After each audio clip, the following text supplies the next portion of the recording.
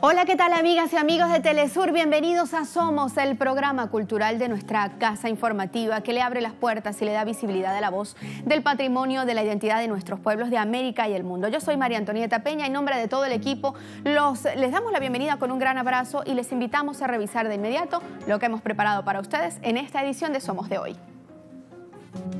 Somos, el programa cultural de Telesur, inicia con la información más destacada en los pueblos del mundo. Hasta 173 artefactos robados por países y recientemente recuperados por Irak se exhibieron en el Ministerio de Cultura, Turismo y Antigüedades de Bagdad. Cuba tiene un museo de cera ubicado en la oriental provincia de Granma, a unos 700 kilómetros de La Habana, que rinde homenaje a prominentes figuras de las artes. Además, en la ciudad de Managua, Nicaragua, se desarrolla el Festival de Santo Domingo de Guzmán. Esto y mucho más hoy en Somos. Esto es parte de lo que estaremos revisando en esta edición de Somos de hoy. Ustedes consíganse con nosotros a través de nuestros puntos de contacto @SomosTelesur en Instagram y Twitter, @MariaPTelesur. Por allí nos encontramos. Estamos haciendo una breve pausa, pero volvemos con la información cultural de nuestra América y el mundo.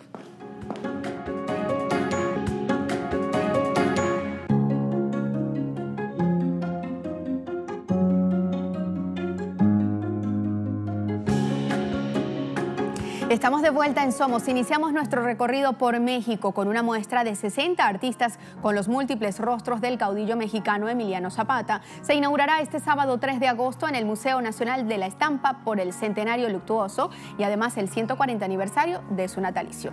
La curadora de la muestra, Yenuen Sariego, afirmó que son un centenar de obras de artistas como José de Guadalupe Posada, Raúl Anguiano, David Alfaro Siqueiros, Leopoldo Méndez, Arnulfo Aquino, Mariana Jampolsky y Demián Flores.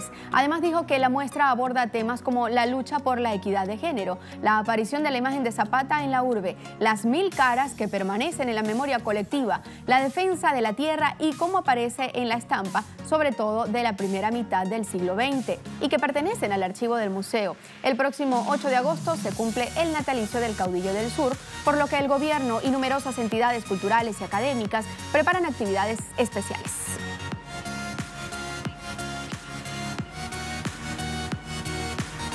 Ahora les hablaremos sobre los costarricenses que se encuentran de fiesta, como todos los 2 de agosto de cada año. Venerar a su patrona, la Virgen de los Ángeles, peregrinando hacia su santuario para pagar favores, hacer promesas o simplemente mostrar su fe católica.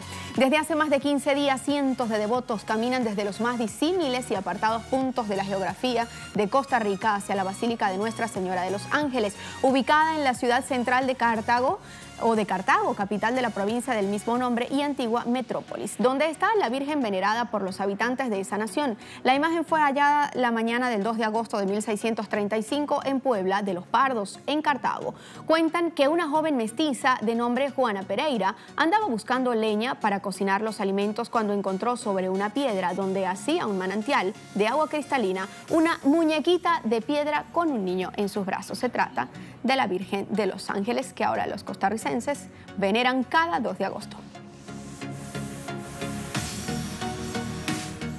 Seguimos en Cuba. Un programa centrado en rendir homenaje al músico cubano Juan Formel marcará el comienzo del primer Festival Internacional de la Timba. Por siempre Formel tendrá por sede esta capital hasta el 4 de agosto. Los organizadores del evento escogieron la fecha de inicio por coincidir con el cumpleaños del popular artista, fundador y director de la legendaria orquesta Los Bambán, conocida popularmente como el tren de la música cubana. La exposición fotográfica Por siempre Formel del artista del lente Iván Soca marcará el inicio del festival. Durante el día, los hijos del reconocido músico y además fundadores de Los Bambán conversarán acerca de la trayectoria del bajista, compositor y arreglista, también de las diferentes etapas de la agrupación, que ganó en el año 2000 el Grammy Latino con el disco Llegó Bambán. El primer Festival de la Timba Por siempre Formel es auspiciado por el Ministerio de Cultura de Cuba y el Instituto Cubano de la Música en conjunto con otras entidades del sistema de la cultura de la isla. Así se vino el primer Festival Internacional de la Timba en Cuba. Revisemos Colombia. A continuación, hace 28 años, Patricia Ariza se impuso la tarea de forjar el primer festival de mujeres en el mundo, el cual ha contado en cada edición con el compromiso de los actores a pesar de las dificultades para ser financiados.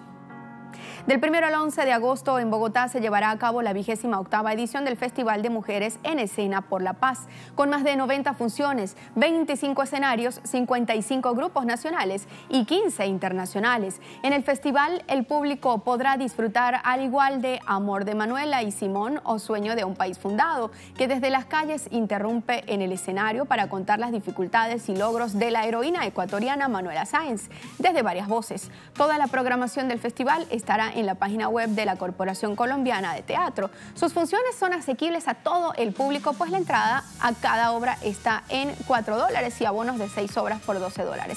Algo así están los costos. José Manuel Jiménez nos informó desde Bogotá estas importantes imágenes. Telesur estuvo allí cubriendo este evento, primer Festival de Mujeres o Festival de Mujeres en Escena.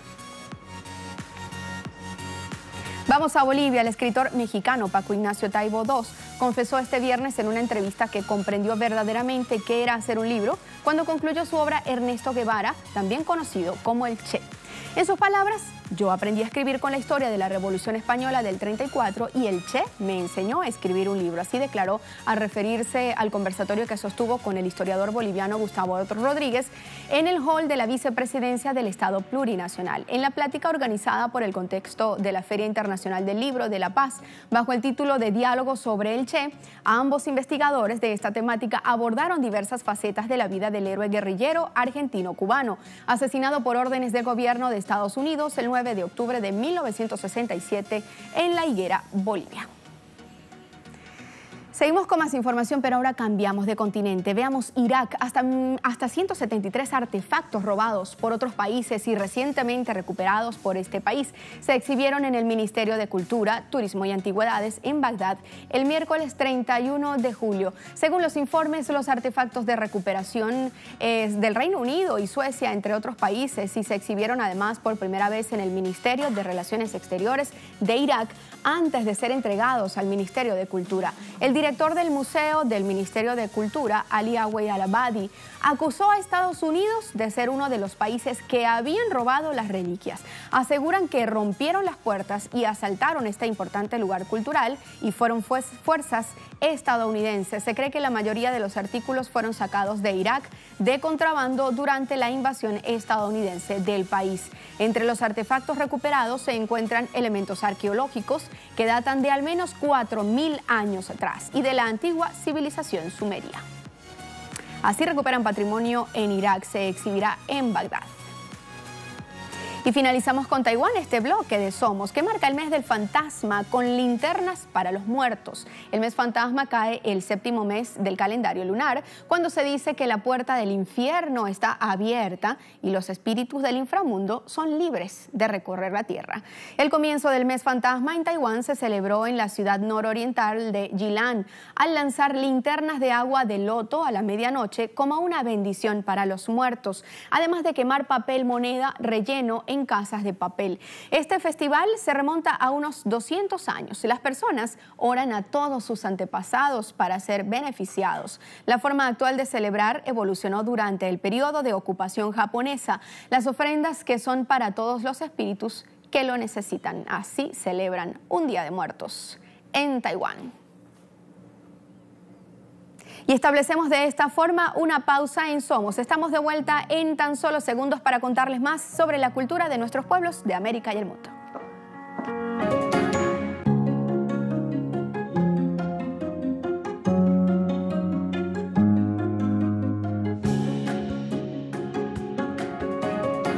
Estamos de vuelta en Somos. Ahora les contamos acerca de Cuba. Tiene un museo de cera ubicado en la oriental provincia de Granma, a unos 700 kilómetros de La Habana, que rinde homenaje a prominentes figuras de las artes, la política y el deporte de esta nación caribeña.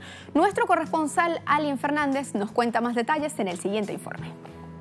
En pleno bulevar de la ciudad de Bayamo, cuna de la nacionalidad cubana, este museo muestra el talento de artistas autodidactas que trabajan la cera. La figura del cantautor Polo Montañés, fallecido en un accidente de tránsito, fue la primera realizada por la familia Barrios. Ya suman 22 estatuas a tamaño natural que honran a trascendentales personalidades cubanas y de otras partes del mundo. Nosotros aquí hacemos las cosas totalmente manuales, no tenemos molde para trabajar, todo es a mano, los ojos, los dientes, el cabello se le incorpora, hay detalle por detalle es todo manual. Las esculturas tienen impresas en todas ellas las huellas digitales de nosotros. Las curiosas piezas de cera con el sello de la familia Barrios comenzaron a conocerse a principios de la década del 90 entre los lugareños de su territorio natal de Guisa y también de turistas de paso por aquella región montañosa de la Sierra Maestra en el oriente cubano. El trabajo se hace manufacturado. La familia Barrios lo hacen utilizando su intelecto, porque además debo decir que es una familia autodidacta, sin ningún conocimiento profesional, y ellos trabajan ahí en su casa, en un taller, y como le decía, va incorporando el núcleo de cera en una estructura metálica, que es algo así como el esqueleto humano, que le permite, además de mantener la posición rígida, justamente poder sostener este núcleo de cera, que incorporado con una pintura de óleo, le da las diferentes coloraciones a las piezas que se representan. Cada una de las piezas de la muestra permanente son de tamaño natural y fueron modeladas en cera policromada por los jóvenes hermanos Rafael y Lander Barrios Milán, junto a su padre y maestro Rafael Barrios Madrigal. Esto es un trabajo que comenzó jugando casi, los hijos jugando con masilla, y nos llamó mucho la atención. Yo soy profesor, yo soy licenciado en dibujo técnico y educación laboral, creo que tiene alguna relación con esto, y valoraba que trabajaban bastante bien la masilla, la plastilina en la escuela. Los maestros se volvían locos por esto, por los trabajos que hacían, y después incursionamos en la cera, que es un poco, es noble, pero no tan noble como la masilla, no se desbarataban las obras. Así que fue un problema de inspiración, de los muchachos, juego de los muchachos, y se convirtió realmente en lo que es hoy el Museo de Cera de Bayamo. El Museo de Cera de Bayamo es visitado diariamente por turistas de todo el mundo que llegan a la provincia de Granma. Es un sitio único de su tipo en Cuba, donde hombres de campo recuerdan con su arte a personalidades cubanas y foráneas. Alien Fernández, Telesur, Granma, Cuba. Y de Cuba les contamos acerca de Nicaragua. Se lleva a cabo una de las festividades más importantes de la religiosidad en el país, el Festival de Santo Domingo de Guzmán. Con cantos y danzas, los devotos agradecen al santo los favores recibidos. En la ciudad de Managua, Nicaragua, se desarrolla el Festival de Santo Domingo de Guzmán. Los católicos celebran con devoción y danzas al son de filarmónicas la fiesta popular. La tradición religiosa refiere que en el hallazgo en las Sierritas se encontró en el año 1885 una diminuta imagen del santo español que, al ser traída a la ciudad y colocada en una iglesia, optó por regresar milagrosamente al lugar donde fue encontrada. Miles de devotos bajan de las Sierritas con una pequeña imagen, quienes con gran fervor bailan al son de la música. Otros rezan, otros visten con ropas y ornamentos tradicionales folclóricos, pero todos con una misma misión: participar en la procesión de la Acción de Gracias por su intercesión ante el Señor por favores recibidos. Algunos fieles se visten de demonios rojos, que forma parte del folclor local, y otros de demonios negros pintados de petróleo. Durante 10 días, los religiosos disfrutarán de la festividad en honor al patrono.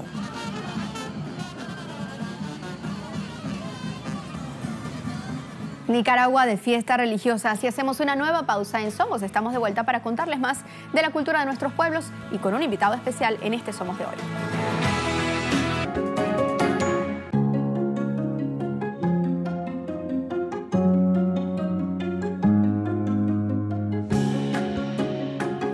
¿Qué tal? Estamos de vuelta en Somos. Hoy queremos invitar a conversar con nosotros acá en Somos a nuestro compañero en Guatemala, Santiago Botón, a propósito de ser el año 2019, el Año Internacional de las Lenguas Indígenas, y a propósito de toda la movida que se está llevando a cabo en Latinoamérica en pro de recuperar los patrimonios y, por supuesto, la cultura de nuestros pueblos ancestrales. Saludamos, bienvenido a Somos, gracias por estar con nosotros, querido Santiago. A propósito de ser este año declarado 2019 como el Año Internacional de Lenguas Indígenas, como les venía comentando, se viene trabajando en proyectos de ley para incluir las lenguas originarias como parte del sistema de educación regular. En esto, Bolivia está llevando la batuta, pero ¿cuál es el estatus de este importante tema en el resto de Latinoamérica? Bienvenido.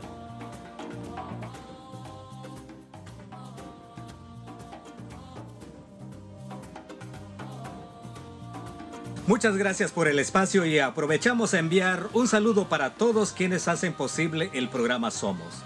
En Guatemala existe el Acuerdo Gubernativo 22-2004 sobre la generalización de la educación bilingüe intercultural que establece la obligatoriedad de generalizar el bilingüismo como política lingüística nacional, la cual tendrá que ser aplicada para todos los estudiantes de los sectores público y privado.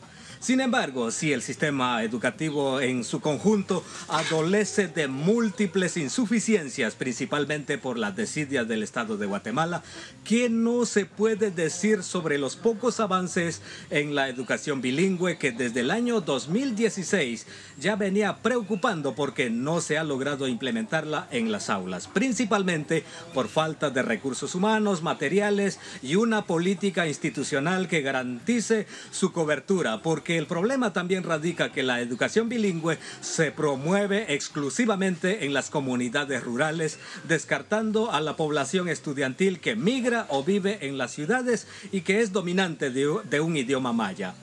En Guatemala se conoce que la población estudiantil supera los 3 millones de alumnos a nivel nacional para los diferentes niveles, y la principal crítica de pedagogos es que no se tiene un censo real y actualizado que permita establecer cuántos alumnos hablan un idioma maya o pertenecen a una comunidad lingüística. Y cuando se desconocen estos datos, también se desconoce la dimensión de los recursos necesarios para cubrir la demanda. Según la base de datos del Ministerio de Educación, de los más de 134,000 maestros del Estado, únicamente un aproximado de 30,500 son maestros bilingües que imparten clases en los diferentes idiomas mayas en todos los niveles educativos, en un país donde realistamente más del 60% de su población pertenece a un pueblo originario. En consecuencia, es que al menos 3 idiomas indígenas están en riesgo de desaparecer, principalmente el idioma Itzá, seguido por el Mopán y Tis, según la Academia de Lenguas Mayas de Guatemala, en su informe 2014 sobre la situación lingüística del país. Gracias por tu completa actualización hasta ahora. Al menos en este año, Santiago, se han hecho varias denuncias sobre el plagio por parte de marcas comerciales. El trabajo de los pueblos ancestrales para que reciban un movimiento piloto o que lleve a la Organización de los Pueblos Indígenas de Nuestra América para hacer frente a estos hechos, y si es así, ¿quiénes son?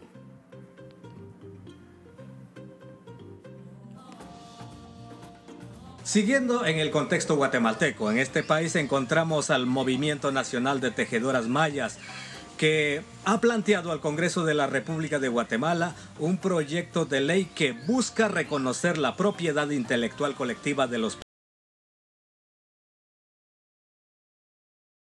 trabajos de las mujeres que por siglos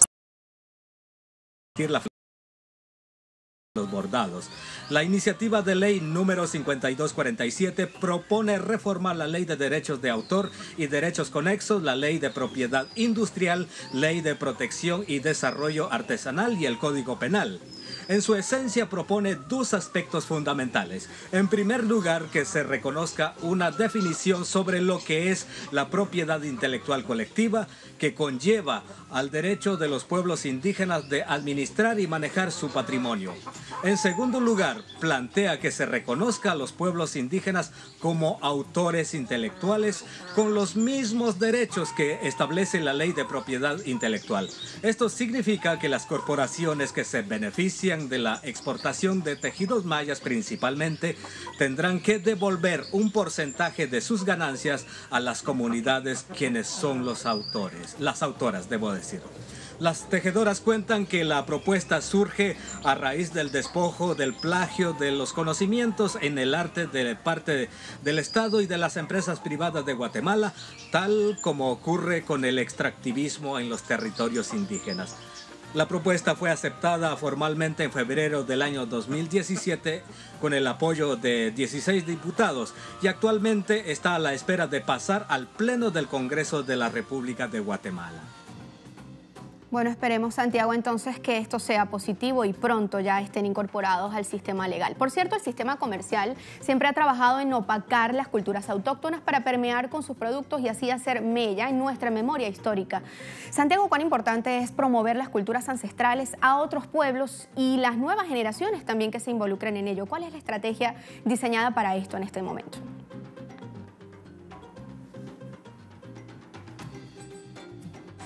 Primero es entender que la cultura es la base sobre la cual se sostiene la existencia y la permanencia de los pueblos en el espacio y tiempo, siendo la fuente para la adquisición, conservación, transmisión de la cosmovisión, o sea, la forma de percibir la existencia en este universo. Es decir, la cultura es el corazón, es la energía del pensamiento y de la sabiduría colectiva. Para la cultura maya todo tiene vida y la vida está basada en 3 dimensiones: arte, ciencia y espiritualidad.